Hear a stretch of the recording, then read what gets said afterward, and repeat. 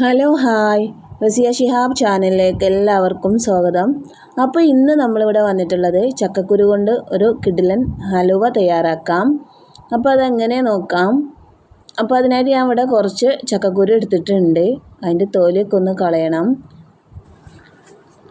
അപ്പോൾ നിങ്ങൾ നമ്മുടെ ചാനൽ ആദ്യമായിട്ട് കാണുന്നവരാണെങ്കിൽ ഒന്ന് സബ്സ്ക്രൈബ് ചെയ്യണേ. തൊട്ടടുത്തുള്ള ബെല്ലൈക്കണും കൂടെ ഒന്ന് അമർത്തണം.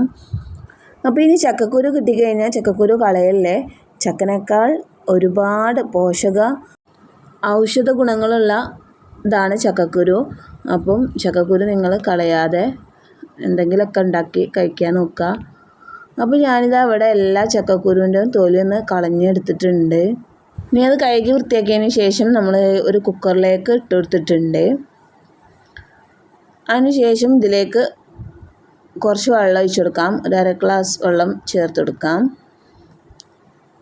പിന്നെ ഇതിലേക്ക് ചക്കക്കുരുവിന് ആവശ്യമായിട്ടുള്ള ഉപ്പിട്ട് കൊടുക്കാം. ഒരു അര ടീസ്പൂൺ ഉപ്പും ചേർത്ത് കൊടുത്തിട്ടുണ്ട്. ഇനി ഇത് നമുക്ക് അടച്ചിട്ട് നന്നായിട്ടൊന്ന് വേവിച്ചെടുക്കാം. ഇനി ഒരു 2-3 വിസിലിന് നമ്മൾ ചക്കക്കുരൊക്കെ വെന്ത് കഴിയുന്നവരെ ഒന്ന് അടുപ്പത്ത് വെക്കാം കേട്ടോ. പിന്നെ അതിലേക്ക് ആവശ്യമായിട്ട് ഞാനൊരു 2 അച്ചി ശർക്കര എടുത്തിട്ടുണ്ട്. ഒന്ന് പൊടിഞ്ഞിട്ടുണ്ട്. അതൊന്ന് ഉരുക്കിയെടുക്കണം. ഇനി നമ്മുടെ ചക്കക്കുരൊക്കെ ഒന്ന് വെന്ത് കിട്ടിയിട്ടുണ്ട് കേട്ടോ. വെന്ത ചക്കക്കുരു ഒന്ന് ചൂടാറിയതിന് ശേഷം നമുക്കൊരു മിക്സിൻ്റെ ജാർ എടുക്കാം. അതിലേക്ക് ഇട്ടെടുക്കാം. ചക്കക്കുരു ഒന്ന് തണുത്തതിന് ശേഷമാണ് നമ്മളിതിലേക്ക് മിക്സിൻ്റെ ജാറിലേക്ക് ഇട്ട് കൊടുക്കുന്നത്. പിന്നെ അതുപോലെ തന്നെ ഇതിൻ്റെ കൂടെ നമ്മൾ ശർക്കര ഉരുക്കി എടുത്തിട്ടുണ്ട്. അതും കൂടെ ഇതിലേക്ക് ഒഴിച്ചെടുക്കാം. അപ്പോൾ ചൂടാറിയതിന് ശേഷമാണ് ശർക്കരയും ഇതിലേക്ക് ഒഴിച്ചു കൊടുക്കുന്നത്. അപ്പോൾ ഇത് മുഴുവനായിട്ട് ഞാൻ ഒഴിച്ചു കൊടുക്കുന്നുണ്ട്.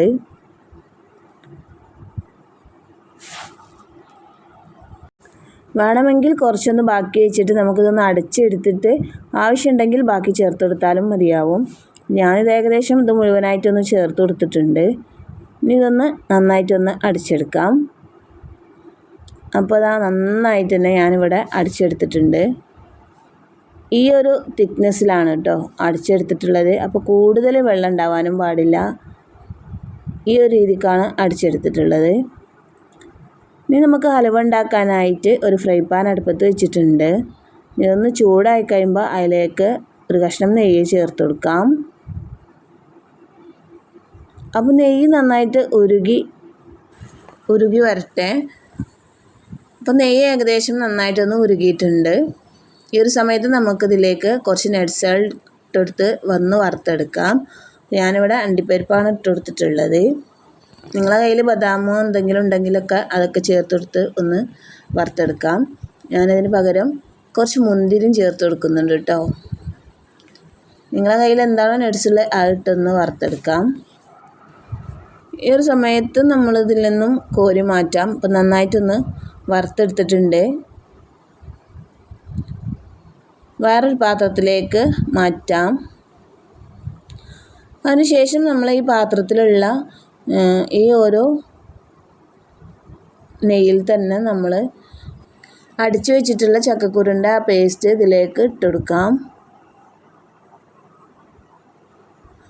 വളരെ ഈസി ആയിട്ട് ഈ 2 ചേരുവകൾ കൊണ്ട് പെട്ടെന്ന് തന്നെ ഉണ്ടാക്കാൻ പറ്റുന്ന ഒരു റെസിപ്പിയാണ് കേട്ടോ. അപ്പോൾ നമ്മൾ ജാറിൻ്റെ ഉള്ളിലുള്ളതൊക്കെ ഇങ്ങോട്ടെടുത്ത് ഇട്ടിട്ടുണ്ട്. അതിനുശേഷം ഇത് നന്നായിട്ടൊന്ന് മിക്സ് ചെയ്തെടുക്കാം. അപ്പം നമ്മൾ ഇത് എത്രത്തോളം നമ്മളിതൊന്ന് വേവിച്ചെടുക്കുന്നോ അത്രത്തോളം നമ്മളുടെ ഹലുവ അടിപൊളിയായിരിക്കും കേട്ടോ. ഈ മാവൊക്കെ നന്നായിട്ട് വെള്ളമൊക്കെ വറ്റിക്കഴിഞ്ഞ് നന്നായിട്ട് കുറുക്കിയെടുക്കാണ്ടായാൽ നമ്മുടെ കേക്ക് പെർഫെക്റ്റ് ആയിരിക്കും.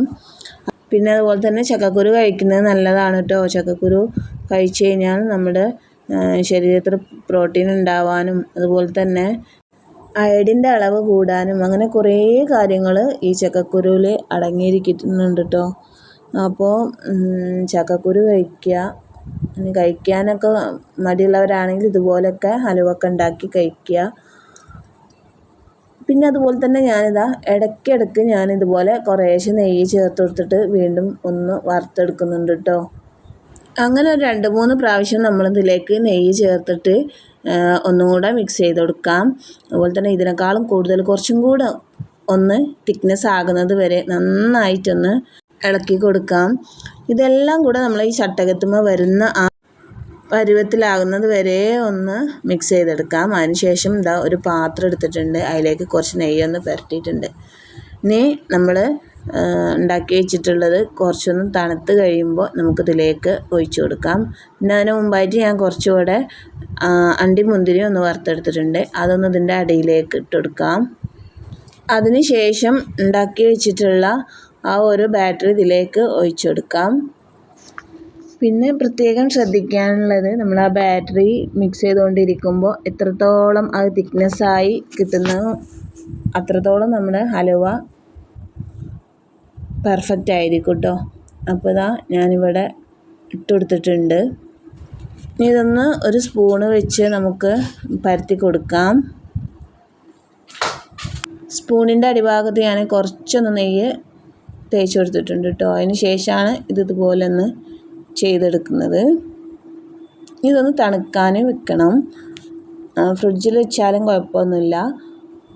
അപ്പോൾ കുറച്ച് നേരം കഴിഞ്ഞ് നമ്മൾ ഹലുവ ഒക്കെ ഇവിടെ റെഡി ആയിട്ടുണ്ട് കേട്ടോ. ഇതൊന്ന് വേറൊരു പാത്രത്തിലേക്ക് മാറ്റിയെടുക്കാം.